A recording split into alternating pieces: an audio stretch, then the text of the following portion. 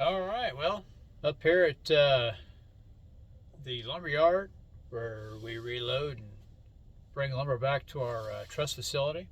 Sorry if the sunglasses bother you. It's very bright out today. It's very cold, but very bright.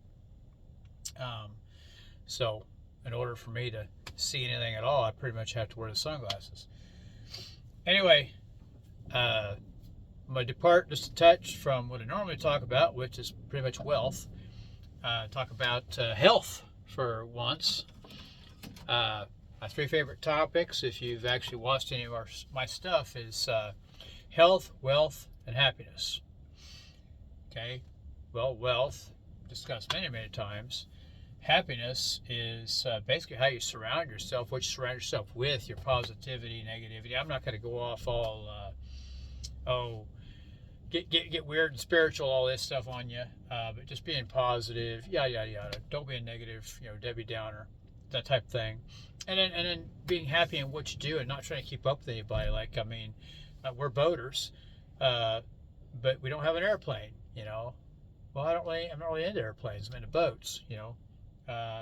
We did have a motorcycle for a little while, but then I realized the only reason why I wanted the motorcycle is because I liked the motorcycle. I didn't really like riding it that much, and finally figured out, hey, I'm happier without the motorcycle. I don't need to keep paying the insurance on it and tags and what have you. Anyway, on down the line, what happiness is. Being happy in your marriage, working towards your marriage, all of that. Well, so today what I'm going to talk about is health. So if you've ever been heavy, by that I mean fat, overweight, obese, I'm sure you've heard of different diets. And this is just kind of an introduction to what I do. We do something that is commonly called the carnivore diet. And I try not to talk about this too much because it's become really, really divisive. There's this weird camp of people that do diets, whether it be vegan or whether it be carnivores, that get this dogmatic thing about them where if they see you, if you post something online or whatever, you had this, had that, oh, that's not carnivore, or oh, this, oh, that, or if you're a vegan and you had a piece of an egg, oh, that's not vegan, you're a terrible person. That they get this weird, almost religious zealotousness. It's really strange, but so anyway, I don't talk about this a lot, but I'm just going to tell you what I do, and this will help you if you're especially a truck driver, as I am. And you don't even have to be very smart. You can be a dumb one like me. How I negotiate my life doing the carnivore diet, or what people would call the living carnivore diet. I do have an occasional vegetable. Matter of fact, there's one vegetable I have every day, which is sauerkraut, but good fermented sauerkraut. It's not the stuff you buy next to the pickles, okay? Unless they're fermented pickles, but actual fermented sauerkraut with no additives to it. Just salt and water and cabbage. That's it. No chemicals, no spices, no nothing. And so I add that to my food every day. And you can go down the YouTube rabbit hole and figure out why. It's called the Living Carnivore Diet. You can look that up. And it's become pretty popular lately. But it's not a strict carnivore diet because you do end up doing other things. But you got to figure out what things you can do. And that's going to be for another video. But just basically showing you what I'm doing today, which is pretty much what I do every day. So first thing is I do one meal a day, or something called OMAD. And OMAD stands for one meal a day. And I'm actually should be eating right about now. It's about 9:30. I try to eat between 9:30 and 11. And I try to make my eating window as small as possible, 30 minutes, 45 minutes, and then I'm done for the day. I don't eat again. I drink water, have coffee in the morning. I've recently started making sure my coffee is completely gone before I eat anything, which I stopped my coffee probably about 7 o'clock this morning. I finished all my coffee, so that was gone. So it's 2 cups of coffee is what I had, down from probably 6 a day, what I used to have. And then, so what I have here is, this is fresh. I made this morning. So what I have here is, see if I can keep from losing everything here, is I have 5 over easy eggs, and on the bottom of there is 1.5 burger patties. And those burger patties we quit buying store-bought burger because it's all trimmings.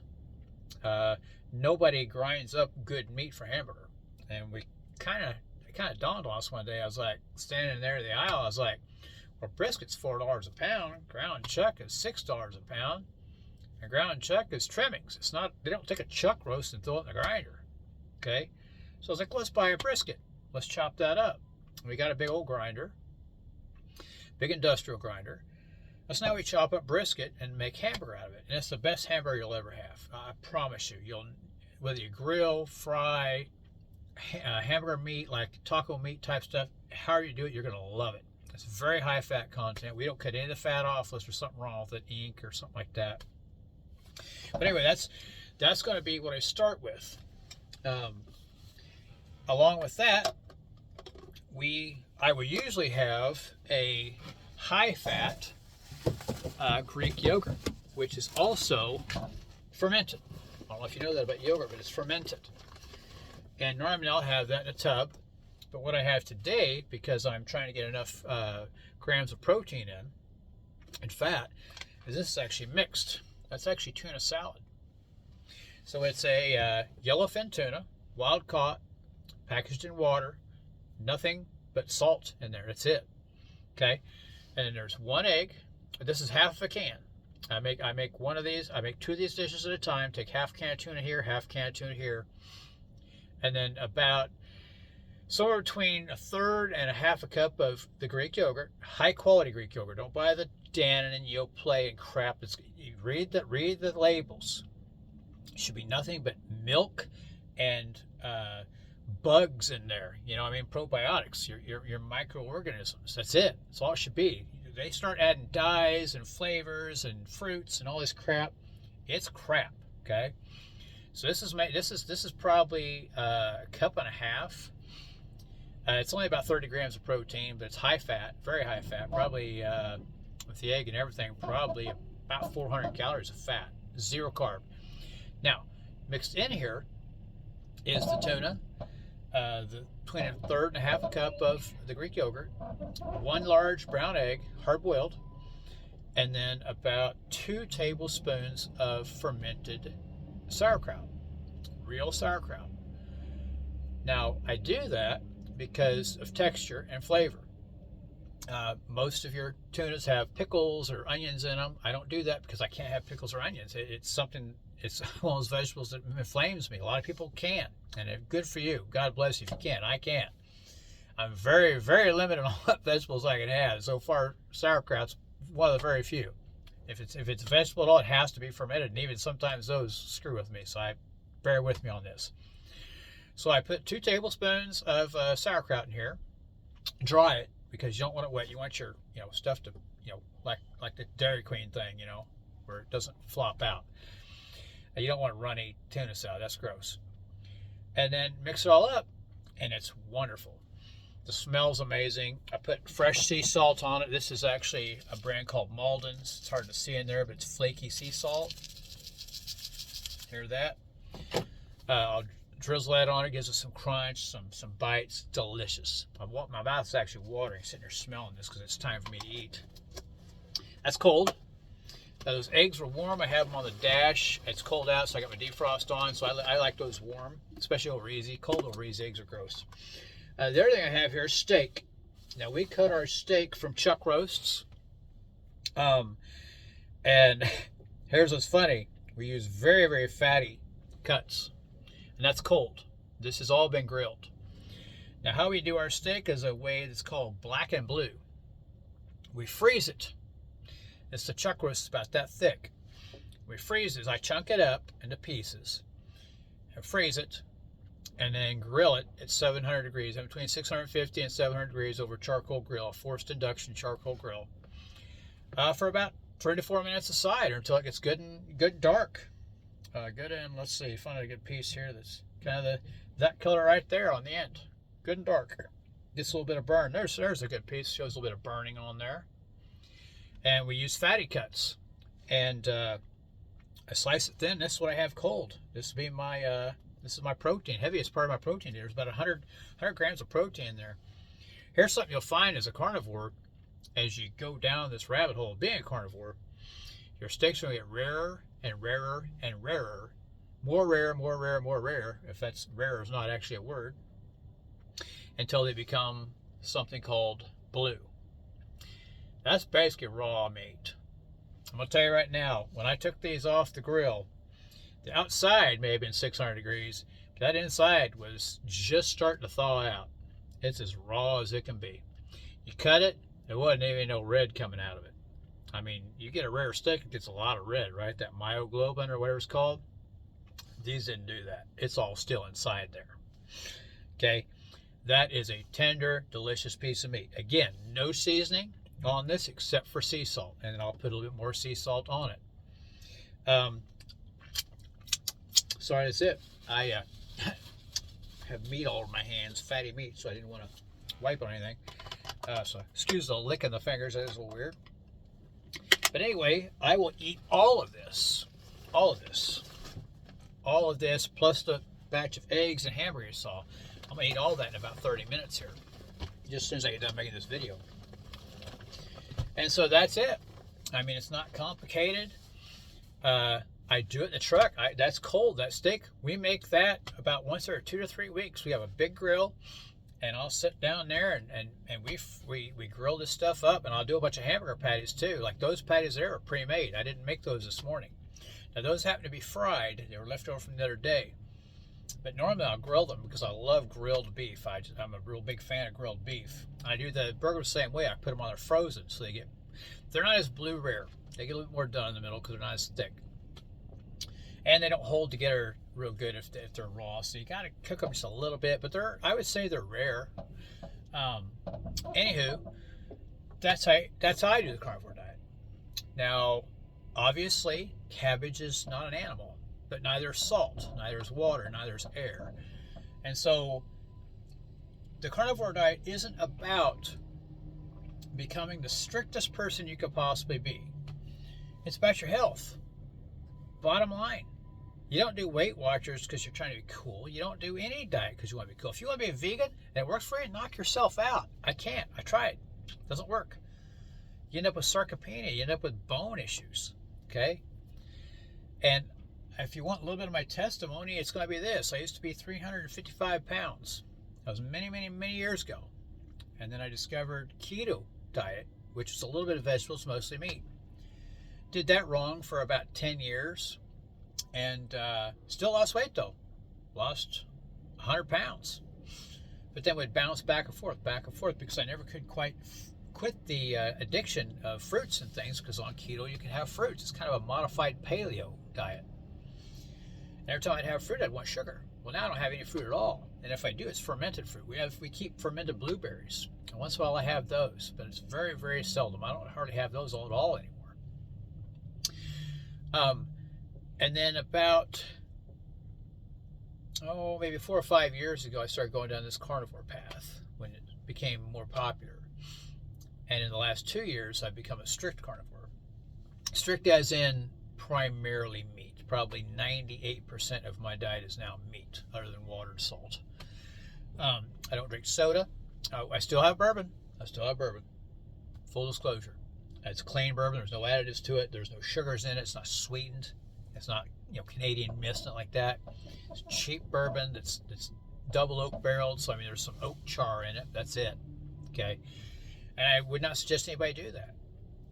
I do it because I enjoy it. It does not seem to affect me. I'm not going to go down a list of things that were cured by me doing this diet. I'm just basically telling you how a truck driver or somebody that lives on the road, basically, I don't live on the road, I go home every night, but I mean, you're on the road every day. How do you do this? A lot of people stop at burger joints and get burger patties, or they get bacon, or they get this or that. I'm showing you how to do everything at home, because we don't go out anymore, because anytime you go to a place, everything's seasoned or it's poor quality. I'd rather make my own stuff and take it with me now. If it's cold steak, I don't care. Okay? So I'm telling you how I do it. Do it how you want to do it. I'm not telling you to do what I do. I'm telling you what I do and how I've gotten good health. I went from 355 pounds to this morning I weighed 185. Okay? It's what it is. What's that, 170 pounds? I've lost a whole human. Okay? And I'm still losing weight. I still got a lot of skin on me. I've also started working out recently, and so I'm actually building a little bit of muscle back. So the loss of weight and the gain of muscle is starting to kind of do this, and so I probably won't lose any more weight. I may end up actually gaining a little bit of weight once I finally get, where I want to be, muscle-wise. I'm 54 years old. Anybody can do this. All of my ailments were cured. I'll go over that in another video. But just for this one, I just wanted, like I said, to show you, you don't have to be, you can do this and be on the road.